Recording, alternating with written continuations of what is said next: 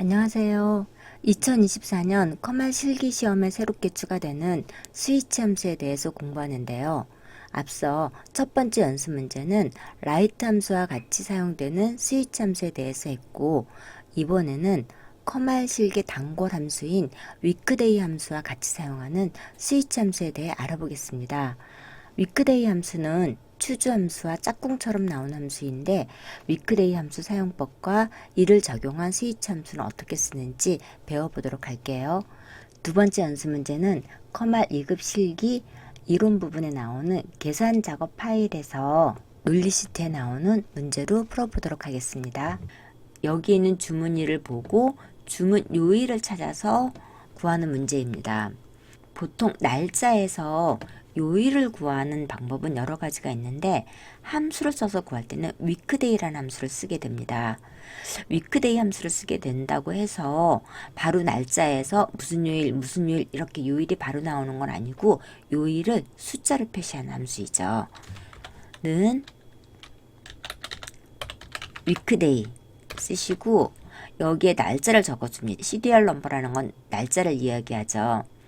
자, 날짜를 클릭하시고, 그리고 콤마를 쳐주게 되면 이런 식으로 옵션이 보여지는데, 옵션 1번은 일요일을 1번으로 하고 월요일이 2번, 화요일이 3번 이런 식으로 해서 토요일을 7번으로 나타내는 겁니다.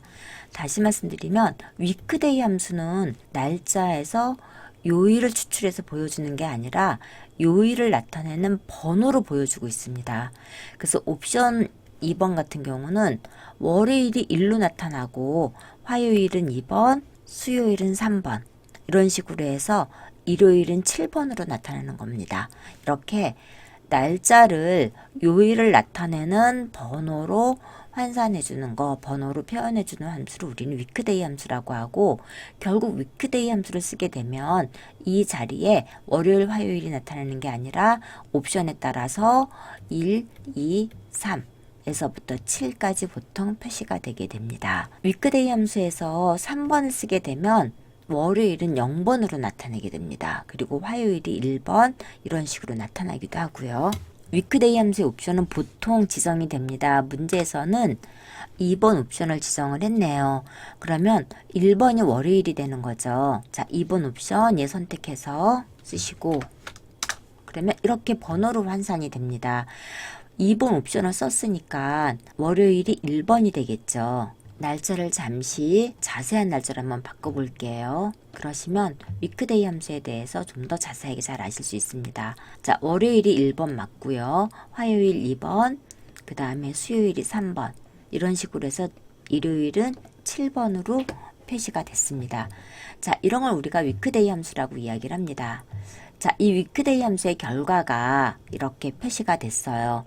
그러면 스위치 함수를 써서 이 결과에 따라서 이 함수의 결과가 1이면 월요일로 표시해 주세요. 2면 화요일로 표시해 주세요. 3이면 수요일로 표시해 주세요.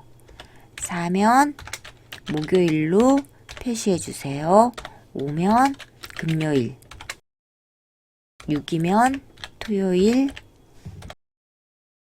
7이면 일요일로 표시해 주세요. 맨 앞에 함수를 적으시고, 위크데이의 결과값이 1이면 월요일로 표시하고 2면 화요일로 표시하고 이런 식으로 해서 스위치 함수는 특정 셀 주소 또는 함수의 결과가 이거면 이걸로 표시해주고, 이거면 이걸로 표시해주고, 이거면 이걸로 표시해주는 이런 식의 세부적인 조건과 결과값만 쭉 이렇게 나열을 해주시면 됩니다. if 함수보다는 좀 더 간단하죠. if 함수는 각각의 조건을 적어줘야 되죠. 위크데이의 결과가 1이면 월요일, 위크데이의 결과가 2면 화요일 이런 식으로 적어줘야 되는데, if 함수보다는 좀 더 짧게 구사가 됩니다. 한 가지 더 기억하실 거는 스위치 함수는 이 결과에 없거나 이 목록에 없는 것들을 쓰실 때는, 즉 마지막 폴스 값은 맨 마지막에 콤마 하시고 적어주시면 된다라는 거, 이것도 꼭 기억해 주셨으면 좋겠고요. 2024년부터 새롭게 적용이 되고 있으니 잘 배워두시면 if 함수보다 훨씬 더 구사하기 쉽기 때문에 앞으로도 많이 활용이 되고 출제도 좀 더 많이 될 것 같습니다.